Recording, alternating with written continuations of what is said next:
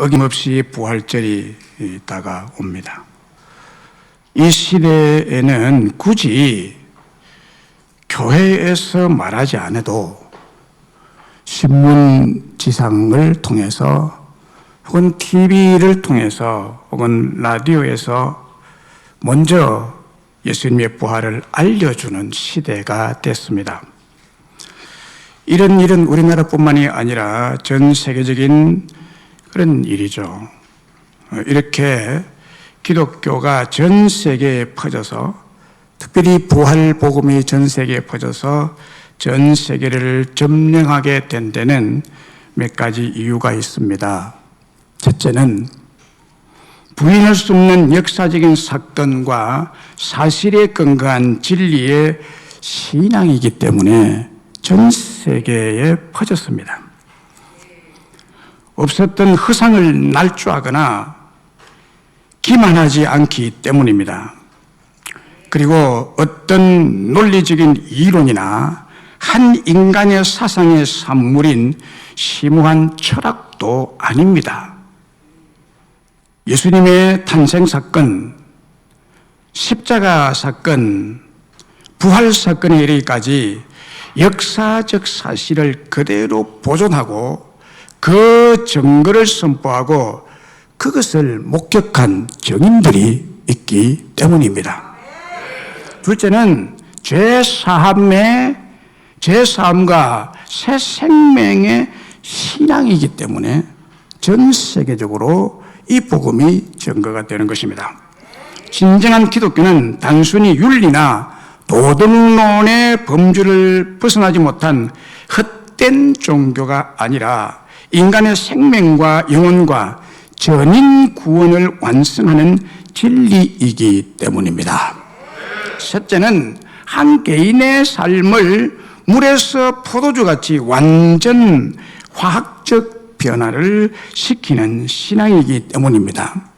십자가 지시고 부활하시고 생명이신 예수님의 복음을 만나고 심령에 받아들이면 삶 자체가 창의적이고 지혜로운 형태로 변화되고 바뀌는 신앙이기 때문입니다. 그래서 부활신앙을 먼저 받은 나라들 보면요, 훨씬 앞서가는 선진국이고 잘 사는 선진국이고 자유가 완전히 보장되는, 인권이 보장되는 이런 나라의 체계를 가지고 있는 것을 우리가 보게 됩니다.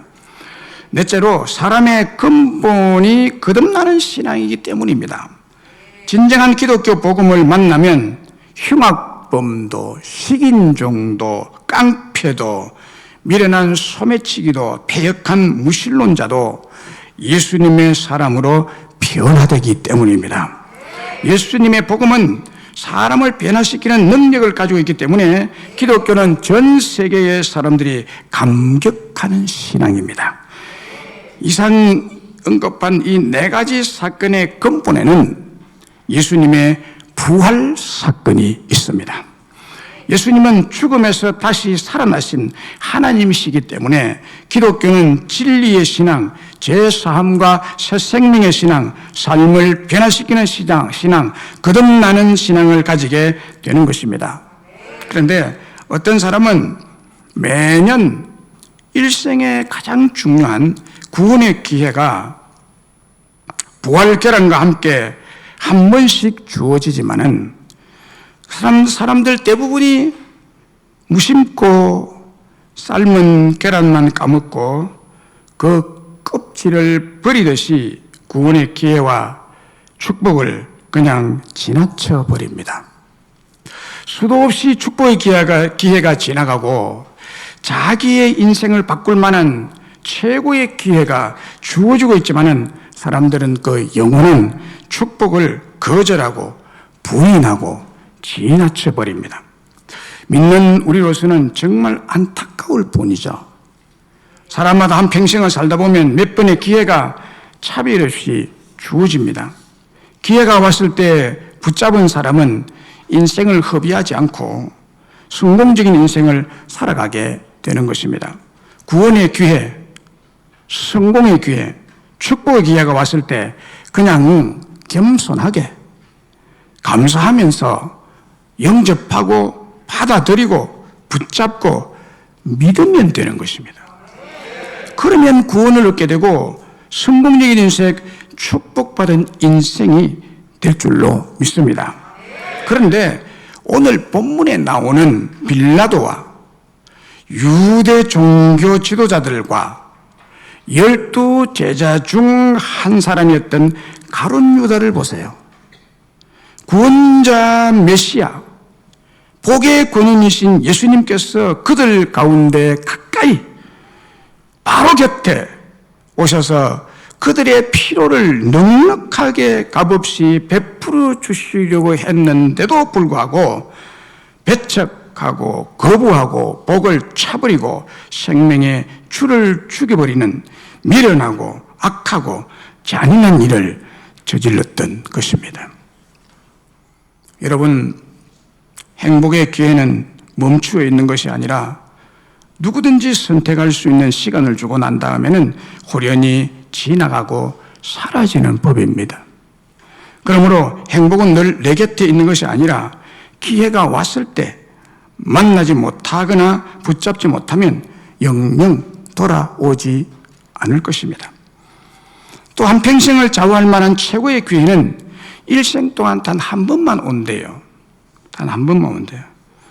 그때 그 찬스, 그 기회를 살리지 못하고 붙잡지 못하면 놓쳐버리게 되고 영원히 자기에게 돌아오지 않을 수도 있다는 것입니다.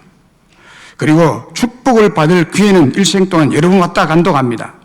내 앞에 축복이 임할 때 감사한 마음으로 받아들이면 아브라함과 야곱과 요셉과 다니엘 같은 행복한 성공자가 될 줄로 믿습니다.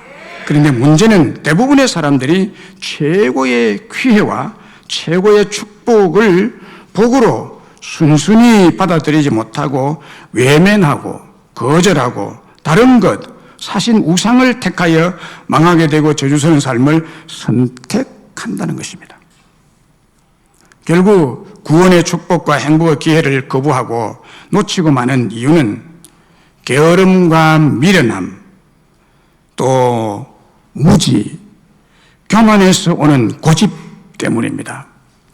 여러분, 구원 얻는 방법은 예수님께서 완성해 놓으신 십자가와 부활의 구원 선물을 받으면 돼요.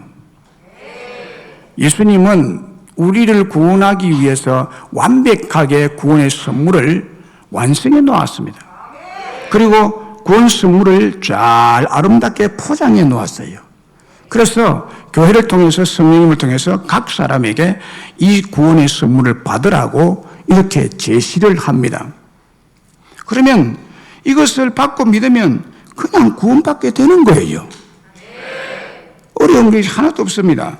인간으로서는 불가능한 구원 얻는 방법이 너무 간단합니다. 108번뇌의 고행이 요구되는 것도 아니고 대단한 수고와 피땀의 값을 지불해야 되는 것도 아닙니다. 뿐만 아니라 수천억 원을 들여서 면죄부를 사야 구원을 받는 것도 아닙니다. 다만 예수님께서 완성해 놓으신 그 구원 복음만을 믿고 받아들이면 구원이 이루어지는 거예요. 이것이 은혜의 복음입니다. 이제 여러분 편견을 잠시 내려놓으시고 미련한 무지와 교만한 고집을 내려놓고 잠시 오늘 성경 말씀에 마음을 열어보십시오. 오늘 본문은 태어나면서부터 한 번도 걷지 못하고 뛰어본 적이 없는 성전 미문에 앉아 구걸하던 안전뱅이 장애인을 베드로 요한이 나사렛 예수 그리스도의 이름으로 순식간에 완치된 기적 이후에 예루살렘에 있는 솔로몬 행각에 이 기적이 어찌 된 거냐라고 너무너무 신기해서 놀란 사람들이 모여들었을 때 베드로가 이 사건에 대해서 설명하면서 오늘 본문 읽은 말씀은 예수님의 부활을 증거한 말씀입니다. 오늘 읽은 본문에서 예수님의 부활에 대해서 뭐라고 말하고 있습니까? 하나님 아버지께서 예수님을 영화로운 부활을 시키셨다고 증거하고 있습니다. 오늘 본문 13절 15절 아브라함과 이삭과 야곱의 하나님 곧 우리 조상의 하나님이 그의 종 예수를 영화롭게 하셨느니라. 그의 종 예수를 영화롭게 하셨느니라.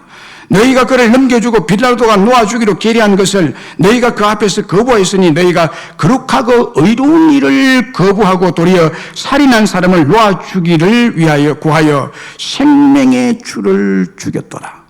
그러나 하나님이 죽은 자 가운데서 그를 살리셨으니, 하나님이 죽은 자 가운데서 그를 살리셨으니, 할렐루야. 아브라함과 이삭과 야곱의 하나님, 곧 조상의 하나님, 유대인 너희들이 잘 알고 있는 조상의 하나님이 그의 종 예수를 영화로운 부활로 살리셨다는 거예요. 영화로운 부활로 살리셨다. 여기에 죽은 자 가운데서 살려내셨다고, 조상의 하나님이 살려내셨다고 했습니다. 여기에 예수님을 영화롭게 하셨다는 말씀은 죽은 자 가운데서 살려내셨다는 거예요. 살려내서 부활시켰다는 거예요. 영화로운 부활을 말씀하고 있습니다. 그럼 부활이 뭡니까? 부활이 뭡니까?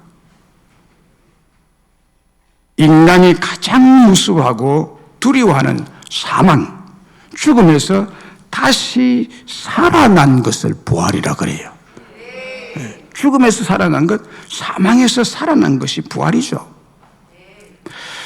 사람의 심장이 멎어버리고 호흡이 끊어지고 뼈들이 으스러진 죽음의 상태에서 다시 심장이 뛰고 숨을 쉬게 되고 생명이 그 육체에 돌아왔다는 것이 부활 아닙니까?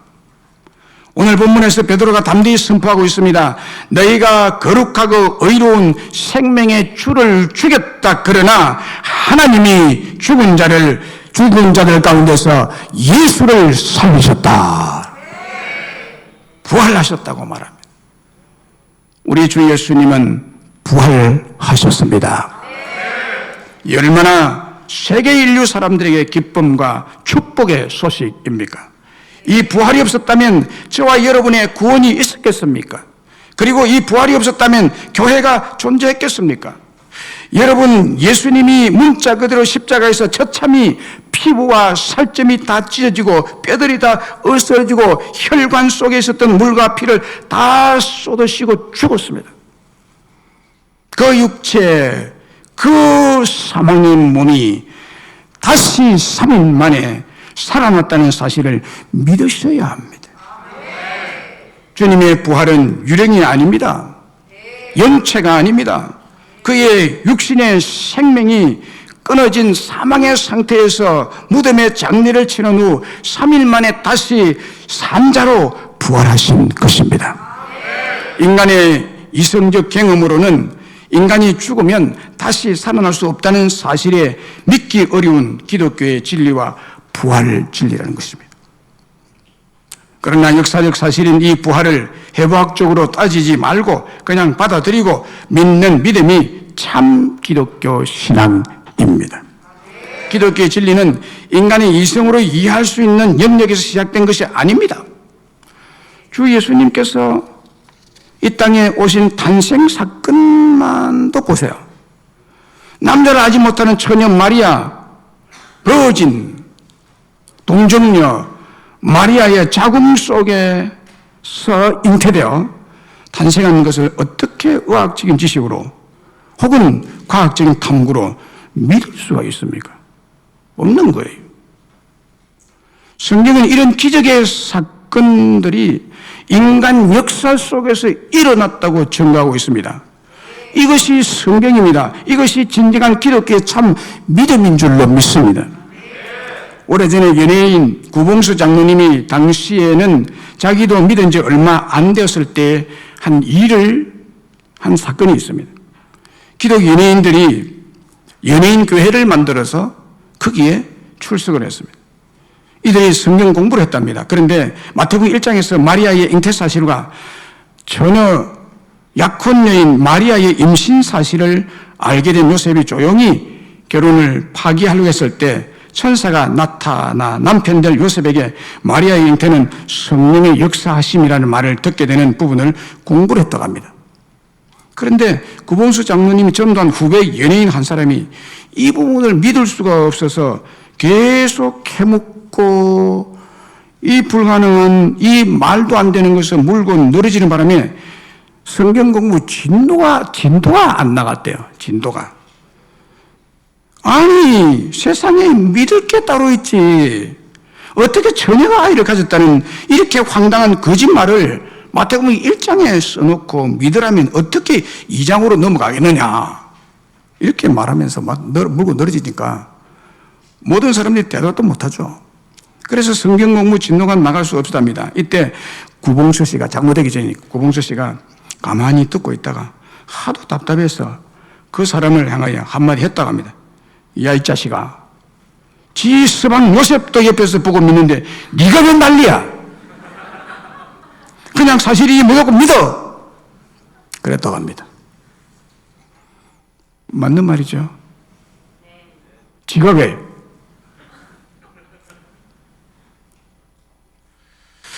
예수 그리스도의 동력녀 탄생, 예수님의 고난, 십자가에서 죽으심, 부활, 이 중 어느 하나라도 인간의 어떤 논리나 자연적인 어떤 이해의 수준에서 믿을 수 있는 사건이 아닙니다. 이걸 다 믿으셔야 합니다. 이 중에 어느 하나도 믿지 않으면 불신자입니다. 예수님 십자가에 죽었다고 해서 믿겠다. 그럼 뭐 죽을 수 있지, 그래가지고. 그죠? 모함을 뒤집어 쓰고 죽을 수 있잖아요. 그러나 살아났다는 사실은 못 믿겠다. 그건 불신자예요. 예수님의 십자가와 부활을 같이 믿으셔야 됩니다. 예수님의 동정녀 탄생을 믿으셔야 됩니다. 여리고성 7바퀴 돌고 무너진 것을 믿으셔야 되는 것입니다. 홍해가 갈라진 사실을 믿으셔야 되는 거예요. 이게 기독교입니다. 예수님은 부활하셨습니다. 빌립보 3장 21절에 보면 그는 만물을 자기에게 복종하게 하실 수 있는 자의 역사로 우리의 낮은 몸을 자기 영광의 몸의 행체와 같이 변하게 하시리라. 우리를 자신의 영광의 몸과 같이 예수님의 영화로운 부활체와 같이 저와 여러분의 몸도 그렇게 바꾸어 주리라는 말씀이죠. 놀랍잖아요. 예수님을 죽음에서 부활시킨 하나님의 능력은 만물을 자기에게 복종시킬 수 있는 능력이 있습니다. 그 역사, 그 전능한 능력으로 우리의 허물 많고 죄 많은 낮은 몸, 천한 몸을 자기 영광의 몸의 행체인 부활의 영광과 같이 변하게 해 주실 것이라. 영광스러운 부활체로 바꾸어 줄 것이라. 하나님 아버지께서 예수님을 영화롭은 부활을 시키셨다는 뜻은 예수님을 믿는 우리 한 사람 한 사람들도 꼭 같이 부활의 영광으로 변하게 하여 주실 것이라는 것입니다. 다시 말하면 예수님의 부활이 나의 부활이 되게 하신다는 거예요. 로마서 6장 5절의 부활에 대한 약속도 보세요. 만일 우리가 그의 죽으심과 같은 모양으로 연합한 자가 되었으면 또한 그의 부활과 같은 모양으로 연합한 자도 되리라. 십자가에 죽으신 주님과 내가 함께 십자가에 죽었다면 부활도 내가 예수님과 함께 부활에 참여하게 될 것이다. 이 말씀은 두 부분으로 구성되어 있죠. 분명히 우리가 그의 죽으심을 본받아 십자가와 연합한 자가 된 거예요. 예수님이 죽으시면 내가 죽은 거예요. 예수님이 우리의 허물을 지시고 살찌고 피 흘려 상하시고 채찍에 맞으시고 십자가에 죽으신 것은 내가 죽어야 될 것을 죽으신 거거든요. 그러니까 십자가 예수님이 죽으신 것은 나의 죽음이에요. 십자가와 내가 연합된 거예요. 그러면 그것으로 끝나는 것이 아니라, 죽음으로서 끝나는 것이 아니라 우리 주님은 이 죄와 사망의 권세를 깨뜨리시고 이기시고 승리하신 부활하시는데 우리도 부활과 함께 연합된 자가 되었다. 또 로마서 6장 6절 7절에 보면요, 우리가 알거니와 우리의 옛사람이 예수와 함께 십자가에 못 박히신 것은 죄의 몸이 죽어 다시는 우리가 죄에게 종노릇 하지 아니하리 함이라. 이는 죽은 자가 죄에서 벗어나 의롭다 하심을 얻었느니라. 그리고 또한 그의 부활과 같은 모양으로 연합한 자가 되었으면 8절로 10절의 말씀대로 또 된다는 거예요. 만일 우리가 그리스도와 함께 죽었으면 또한 그와 함께 살 줄을 믿노니, 예수님과 함께 죽었으면 그와 함께 살 줄을 믿노니, 이는 그리스도께서 죽은 자 가운데 살아나셨으며 다시 죽지 아니하시고 사망이 다시 그를 주장하지 못할 줄을 알미로다. 그가 죽으시면 죄에 대해서 단번에 죽으시며 그가 살아 계시면 하나님께 대하여 살아 계십니다. 한마디로 말하면 예수님과 예수님을 믿는 우리는 온전히 함께 연합된 자로서 같은 운명체, 같은 생명체, 할렐루야. 이게 진정한 기독교입니다. 이게 여러분이 가지고 있는 신앙입니다. 이 신앙을 언제나 확인하셔야 되는 거예요. 내가 예수님과 같은 운명체다. 내가 예수님과 같은 생명체다. 예수님께 붙은 생명체다라는 거예요. 예수님의 십자가가 나의 십자가요. 예수님의 영화로운 부활이 나의 영화로운 부활이라는 겁니다.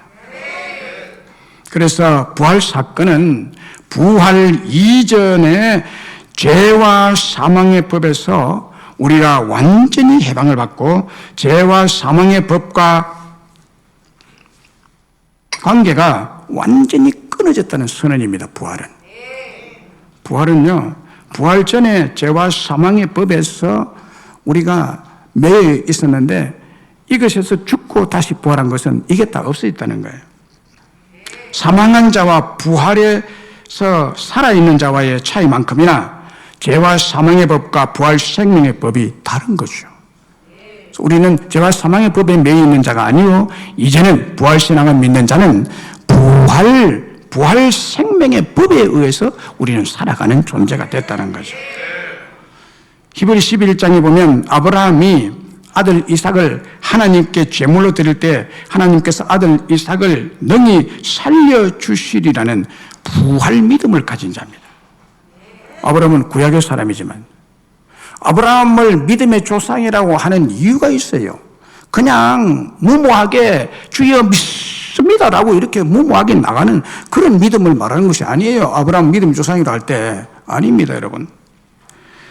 아브라함은요, 이 히브리 11장 19절에 보면 그가 하나님이 능히 이삭을 죽은 자 가운데 다시 살리실 줄로 생각한지라 비유컨대 그를 죽은 자 가운데 도로 받은 것이니라 라고 말하잖아요. 하나님이 너의 사랑하는 독자 아들, 외아들 이삭을 번제물로 드려라 했을 때 아브라함은 예, 아멘하고 그대로 드리러 갔죠. 그렇게 한 이유를 설명합니다. 히브리 11장에서는. 그 아브라함이 그때 당시에 아들을 제물로 바칠 수 있었던 이유, 부활을 믿은 신앙이었기 때문이라는 거예요. 그 신앙 없으면 못하죠. 하나님이 제물로 드려도 다시 살려서 나에게 주리라 라는 믿음이 있었던 거예요.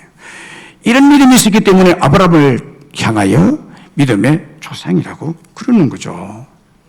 그리고 히브리 11장 16절에 보면요, 하늘 소망을 가진 사람, 더 나은 본향을 사모한 사람이 참 정말 아브라함 믿음은 믿음의 조상이라 할 만해요, 여러분. 그냥 말하는 게 아니에요.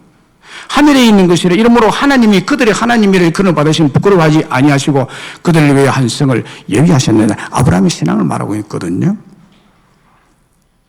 아브라함의 믿음은 부활을 믿음을 뿐만이 아니라 죽은 후에 다시 부활해서 하늘나라의 한 성에서 살 것을 믿었다는 거예요.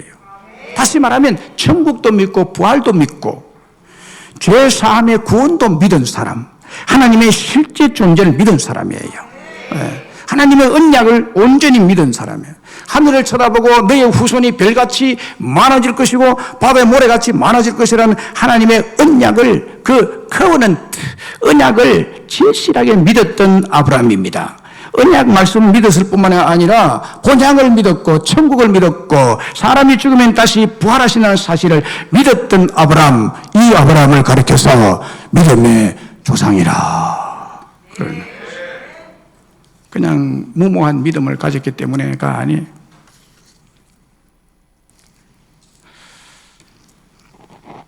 부활하신 예수님은 내 부류의 사람들을 만나주셨습니다. 부활한 이후에 자신의 영화로운 부활과 온전히 함께 연합된 자로서 같은 운명체, 같은 생명체라는 것을 확신시켜 주었는데요. 첫 번째는 아주 충성된 여자들을 제일 먼저 만나 주셨습니다. 충성된 여자 만났어요. 전에 7 귀신 들렸던 막달라 마리아를, 그리고 그와 함께 있었던 여자들을 만나 주심으로 부활에 충성된 자로 바꿔줍니다. 이들을. 그 막달라 마리아는요, 얼마나 예수님을 사랑했는지. 그리고 절망하고 낙심해서 예루살렘을 뒤로하고 엠마오로 떠나는, 이제 우리는 예루살렘에 있을 필요 없다, 우리의 고향 엠마오로 돌아가자 해서 엠마오로 내려가는 두 제자에게 나타나셔서 부활의 권능으로 너희가 평안하냐 라고 하시면서 부활의 능력으로 새 소망을 주었고, 그 자리에서 유턴해서 다시 예루살렘으로 가서 초대교회의 귀한 지도자들이 되게 했던 것입니다. 그리고 의심 많은 토마를 만나 주셨습니다. 예수님이 옆구리에 난 창자국에 손가락을 넣어보라고 하시면서 보지 않고 믿는 자는 더 복이 있다고 말씀하셨죠. 그때 토마는 그 많은 예수님에 대한 의심을 버리고 나의 주 나의 하나님이라고 고백하면서 부활하신 주님 앞에 무릎을 꿇게 되죠. 그리고 삶의 실패자들을 만나셨습니다. 이들은 십자가에서 힘없이 능력 없이 돌아가신 예수님 보고 고향에 내려가서 고기를 잡던, 실망해서 고기를 잡던 베드로의 일당 그 어부들이었습니다. 죽는 한이 있어도 주님을 떠나지 않고 배반하지 않겠다던 베드로는 3번씩이나 부인하고 믿음을 저버리고 고향으로 내려가 고기 잡고 있었던 때였습니다. 그들은 예수님 믿고 따르는데 실패한 자들이기 때문에, 다시 말하면 신앙의 실패자죠. 영혼의 믿음의 실패자. 여러분, 이 베드로의 삶을 보면요, 우리 삶의 현장에 하나님이 어떻게 역사하시는지를, 하나님이 함께 하시는 자와 함께 하지 않는 자의 삶이 어떻다는 것을 분명하게 우리는 캐치할 수 있습니다. 여러분, 베드로 보십시오. 신앙의 실패자죠. 그래서 예수님 따르는 것을 제껴놓고 예루살렘에 머물라고 했는데 머물지 않고 갈릴리 바닷가로 가서 옛날에 두고 온 그물과, 한 3년쯤 됐는데 좀 이끼가 좀 끼어 있었겠죠. 배와 노와 그물을 다시 잡고 고기 잡으러 나갔습니다. 여러분, 신앙의 실패자는요, 고기 잡는 삶의 현장에서도 실패했습니다. 종일 노젓고 해도 고기가 잡히지 않았어요. 고기 한 마리도 못 잡았어요. 그런데 예수님께서 그 실패자들에게 찾아가셔서 베드로야, 고기 없지? 배 오른편으로 그걸 던져봐. 예수님 말씀 듣고 믿음으로 던졌더니 153마리가 잡혔습니다. 많은 고기입니다. 여러분, 부활신앙을 가진 자만이 영혼이 잘되고 범사가 잘되고 강건한 축복을 받게 된다는 진리를 말씀합니다. 베드로를 위시해서 11 제자들이 예루살렘에 모여서 부활하신 주님의 능력 있게 증거하는 증인이 그 이후로 되었던 것입니다. 여러분, 부활을 믿는 신앙이라야 영혼이 잘되고, 그 다음에 범사가 잘되고, 그 다음에 장수하게 되는 건강이 따라오게 되는 것입니다. 이게 실패자가 되면 안 되는 거죠. 자, 그래서 우리 찬송 하나 부릅시다. 부활 찬송 161장 1절 3절을 부릅니다.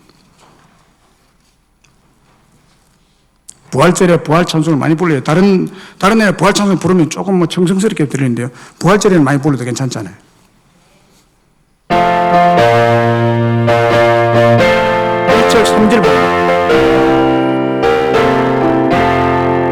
할렐루야, 우리 예수 부활 성천하셨네. 세상 사람 찬양하네. 천사와 파도다. 그저 예수 부활하셨습니다. 사망 권세 이겼네. 그저 예수 부활하사 사망 권세 이겼네. 할렐루야. 우리 예수, 우리 예수 온갖 피가 없도록 무덤 속에 있는 죄인 주가 일으키시네. 구주 예수 부활하사 영광 주로시네. 구주 예수 부활하사 영광 주로시네. 할렐루야. 미국 맨해튼에 있는 리디무 교회에 담임 목사인 팀 켈러 목사님이 계신데, 그는 복음에 대해서 이렇게 정의하고 있습니다. 복음이란 예수의 죽음을 통해서 우리를 죄와 사탄의 진정한 영적 전염병에서 해방시켰고, 부활을 통해서 죽어도 산다는 것과 영광스러운 모습의 실체로 부활할 것이라는 것이다. 우리는 수시로 예수 그리스도의 죽으심과 부활을 묵상할 때 어려움을 견딜 뿐만 아니라 자기 삶은 물론 세상을 변화시키는 힘이 있다라고 했습니다. 예수님의 부활 영광이 곧 이것을 믿는 성도들 자신의 부활 영광이요, 그것을 늘 생각하면 자기에게 어떤 어려움이 있어도 그 고난, 그 고통을 견뎌낼 힘이 생긴다는 거예요. 뿐만 아니라 세상과 자신을 변화시키는 힘이 주어진다는 것이 이 십자가와 부활, 복음이라는 것입니다. 미국의 영성 작가인 한나 W. 스미스는 기독교는 열린 무덤의 종교요, 부활의 종교이다 라고 했습니다. 기독교는 무덤이 열려있는 그런 빈 무덤의 종교죠. 빈 무덤의 종교, 또 부활의 종교. 시체가 그 안에 있지 않고 살아났으니까 무덤이 비어 있는 거죠. 누가 시체를 도굴해 간 것이 아니라 살아나신. 인도의 성자 선다싱이 영국을 방문했을 때 일입니다. 선다싱 인도 사람입니다. 많은 사람들이 그에게 질문했는데 특별히 대학 교수님이 선다싱에게 질문을 했습니다. 당신이 오랜 동안 젖은 당신 나라의 전통신앙인 힌두교를 버리고 어떻게 해서 기독교를 믿게 되었습니까? 그 이유가 뭡니까? 라고 물었습니다. 저 힌두교와 기독교의 차이가 무엇이길래 이렇게 당신을 바꾸어 놓았느냐라는 질문입니다. 그 질문에 선다싱은 이렇게 말합니다. 부활하신 예수님이 살아있기 때문입니다 라고. 그래서 믿다는 거예요. 힌두교는 죽은 신앙이에요. 선다싱이 인도의 힌두교를 신봉하는 신자인데 어느 날 기독교를 믿게 된 이유가 예수님이 부활하셨고 부활하신 예수님 지금도 살아서 역사하는 것 때문에 믿는다는 거죠. 선다싱은 부활하신 예수님이 자신에게 죽음에서 부활해 주시는 분이시기에 예수님을 믿게 되었고, 그로 인해 인도의 성자라 불리는 성자 선다싱이 되었던 것입니다. 중동의 건설 현장에 우리나라 독실한 크리스찬이 건설 현장에 파송이 되었습니다. 그 직장 따라서 갔겠죠. 그곳에서 같이 일하는 사람 중에 이슬람 교도를 사귀게 됐습니다. 어느 날 이 모슬림은 자기가 믿는 이슬람교에 대해서 아주 그냥 침을 튀기면서 자랑을 했습니다. 우리는 매일같이 하루에 5번씩 기도하며 엄한 규율대로 살고 우리는 메카를 정기적으로 순례를 합니다. 이걸 막 자랑합니다. 무엇보다도 우리 이슬람계의 큰 자랑은 메카에 있는 무함메드의 무덤입니다. 너희 교주 예수님의 무덤은 비어 있지만 우리 교주의 무덤은 굉장히 웅장하게 그것만 보면 신앙심이 절로 우러날 수 있는 아주 거룩하고 신성하게 꾸며져 있고 성스럽게 꾸며져 있습니다. 무하멧의 성스러운 분뇨, 이것이 우리의 자랑입니다 라고 했습니다. 이거를 들은 한국 독실한 기독교인이 말했습니다. 그렇습니다. 그것이 바로 기독교와 이슬람의 차이입니다. 모하메스나 다른 종교의 교주들은 모두 죽어 무덤에 묻혀 있지만 예수 그리스도는 죽은 지 사흘 만에 무덤에서 다시 살아나 부활하셨습니다. 그러기에 빈 무덤입니다. 할렐루야. 빈 무덤. 부활이 바로 기독교와 다른 종교의 차이점이에요. 회교, 무슬림의 마호멧, 불교의 석가모니, 유교의 공자도 모두 죽고 무덤에 묻혀 있습니다. 오직 예수님만이 살아나셨습니다. 오직 기독교만이 영원한 부활의 믿음, 부활의 신앙, 부활의 축복을 우리에게도 주시는 것입니다. 예수님은 죽었지만 부활하셔서 지금도 살아 역사하고 계십니다. 그러면 부활신앙을 가진 우리가 해야 할 일이 뭐라고 말하고 있습니까? 예수님의 부활 증인이 되어야 된다. 예수님의 부활 증인. 너희가 생명의 주를 죽였도다. 그러나 하나님이 죽은 자 가운데서 그를 살리셨으니, 그가 부활하셨으니 우리가 이 일의 증인이라. 우리가 이 일의, 이 사건의, 이 부활의 증인이라. 여기 증인은 베드로와 같이 부활신앙을 가진 자들이 해야 할 사명입니다. 사명. 예수님이 부활하셨다는 진리를 세상 사람들에게 증거하고 전하는 일이죠. 사도행전 1장 8절에 오직 성령이 너희에게 임하시면 너희가 권능을 받고 예루살렘과 온 유다 사마리아 땅끝까지 이르러 내 증인이 되리라. 예수의 증인. 크리스천은 예수의 증인입니다. 부활을 믿는 신앙한 자는 예수님의 증인입니다. 십자가를 상에서 내 죄짐이 풀려진 사실을 믿고 자유한 사람들은 예수의 부활의 증인들입니다. 여러분, 땅끝까지 이르러서 그 어디에서든지 예루살렘이든지 사마리아이든지 온 유다에 퍼져서 예수님은 부활하셨다고, 예수님은 죽음에 갇힌 분이 아니라 죄를 다 해결하고 죽음을 이기신 예수 그리스도, 이것이 우리의 신앙이고 나는 이 신앙을 증거하는 자입니다라고 해야 될 줄로 믿습니다.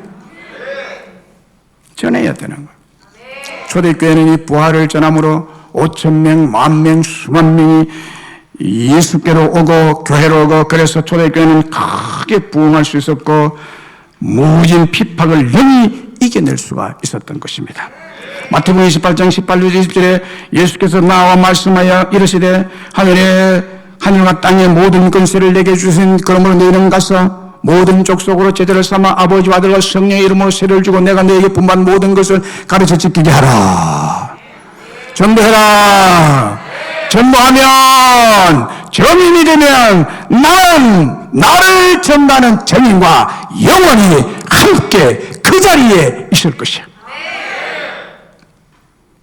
하늘과 땅의 모든 권세를 가지신 부활하신 주님이 이 복음 증거하라고, 증인이 되라고 말씀하셨습니다. 증거해야 되겠죠? 주님의 명령입니다. 우리의 사명입니다. 미국의 저명한 신학자요 저술가인 존 스토트 목사님은 사복음서에 나타난 부활을 강조하며 이렇게 말했습니다. 예수님의 제자들이 얻은 것은 조롱, 채찍, 순교의 죽음이었다. 예수님의 제자들, 사도들은요, 사도 요한을 빼고 다 순교했습니다. 다 순교했어요. 그들이 전하는 것이 거짓이라는 것을 알았다면 자신들이 동기에 있어서 흔들림이 없이 그 일을 지속할 수 없었을 것이다. 어느 누가 거짓을 위해 그토록 오랫동안 포기하지 않고 죽음을 무릅쓰고 예수 부활을 증거할 수 있겠는가? 없다는 거죠. 사실이기 때문에 전하는 거죠. 예수님의 부활이 거짓이라면 예수님의 제자들이 조롱을 받고 채찍에 맞고 심지어 순교의 죽음을 당하면서까지 오랫동안 포기하지 않고 부활의 복음을 전하지 않았을 것이라는 것이죠. 예수님의 제자들에게 증거되고 나타난 부활은 너무나도 분명했고 확실했다는 것입니다. 그러므로 증인이 될 수가 있었습니다. 우리들도 사도들처럼 오늘 이 시대의 부활 증인들이 되시기를 바랍니다. 말씀했습니다. 오늘 부활주의를 통해서 하나님 아버지께서 예수님을 영화로운 부활을 시켰다는 사실에 대해서 생각했습니다.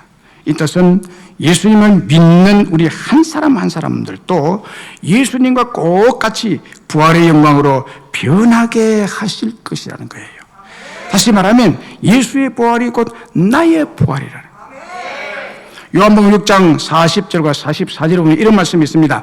내 아버지의 뜻은 아들을 보고 믿는 자마다, 곧 예수님을 보고 믿는 자마다 영생을 얻는 이것이니 마지막 날에 내가 이를 다시 살리리라. 44절에서도 나를 보내신 아버지께서 이끌지 아니하시면 아무도 내게 올 수 없으니 오는 그를 내가 마지막 날에 다시 살리리라. 부활을 약속하고 있습니다. 마지막 날에 내가 이를 살리리라. 두 번이나 강조하고 있죠. 예수님은 자신이 부활하신 것처럼 하나님의 자녀인 우리들도 마지막 날에 반드시 다시 살아나게 부활하게 해 주실 것이라고 약속하고 있습니다.